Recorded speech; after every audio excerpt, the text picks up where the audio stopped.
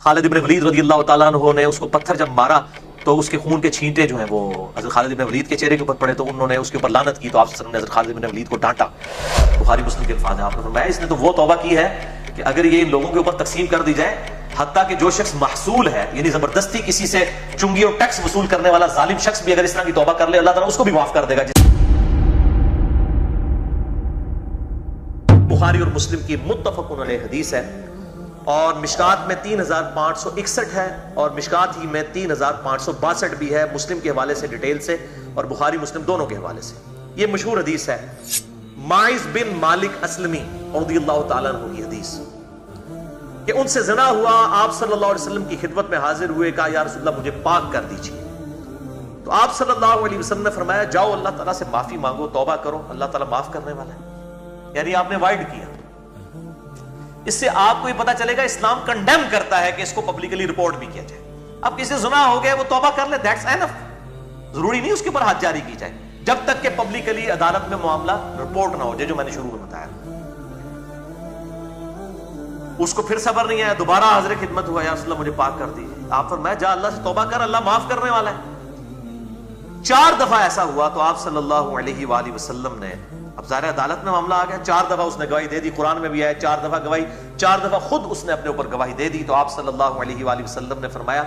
اسے چیک کرو، یہ پاگل تو نہیں ہے، مجنون تو نہیں ہے؟ کہا کہ نہیں یا رسول اللہ صلی اللہ علیہ وسلم۔ فرمایا اس نے شراب تو نہیں پی ہوئی کہ نشے کی حالت میں نہ ہو تو یہ کام کر رہا ہوں؟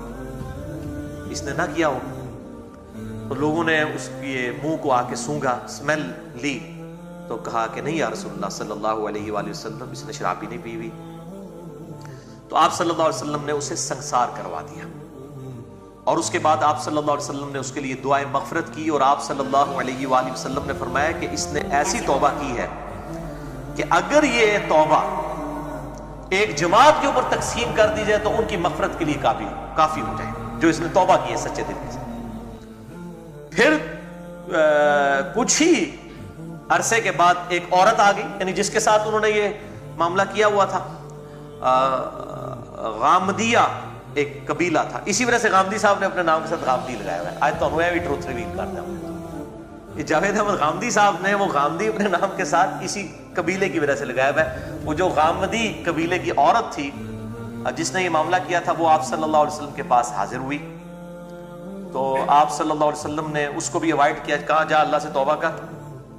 اس نے کہا یا رسول اللہ علیہ وسلم آپ میرے ساتھ وہی سلوک کر رہے ہیں جو آپ نے ماعز کے ساتھ کیا تھا، حالانکہ میں تو حاملہ ہو چکی ہوں، میرے تو زنا والے معاملے میں آپ کو شک بھی نہیں رہے گا۔ تو آپ صلی اللہ علیہ وسلم نے فرمایا کہ اس طرح کرو کہ تم وضع حمل کا انتظار کرو، یہ بچہ پیدا ہو جائے۔ بچہ پیدا ہوا،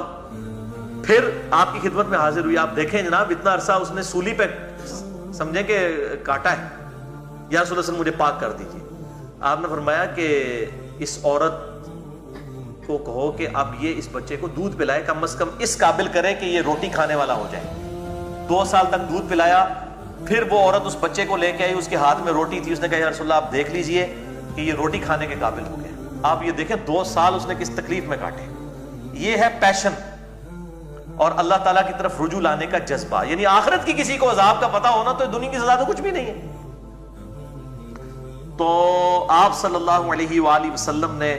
فرمایا کہ اس عورت کے اوپر جو ہے وہ حد جاری کی جائے۔ خالد ابن ولید رضی اللہ تعالیٰ عنہ نے اس کو پتھر جب مارا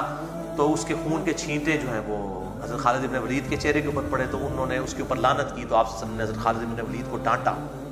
بخاری مسلم کے الفاظ ہیں، آپ نے فرمایا اس نے تو وہ توبہ کی ہے کہ اگر یہ ان لوگوں کے اوپر تقسیم کر دی جائے، حتیٰ کہ جو شخص محصول ہے یعنی زبردستی کسی سے چنگی اور ٹیکس وصول کرنے والا ظالم شخص بھی اگر اس طرح کی توبہ کر لے، اللہ تعالیٰ اس کو بھی معاف کر دے گا جس طرح کی توبہ اس غامدیہ قبیلے کی عورت نے کی۔ تو آپ صلی اللہ علیہ وآلہ وسلم نے اس حوالے سے ان کو ڈانٹ دیا۔ یہ الفاظ بھی جو ہیں صحیح بخاری اور صحیح مسلم کے اندر موجود ہیں، اور ابو داؤد اور ترمذی کے اندر اسی حدیث کی آگے ایکسپلینیشن آتی ہے، مشکات میں 3565 ہے کہ وہ جو ماعز نامی صحابی تھے، وہ جب ان کو پتھر لگے تو وہ بھاگ گئے، تو صحابہ نے پھر بھی ان کو پکڑ کے قتل کر دیا پتھر مار کے۔ تو آپ صلی اللہ علیہ وسلم تک یہ بات پہنچی تو آپ نے فرمایا جب وہ بھاگ گیا تو اس کو چھوڑ دیتے،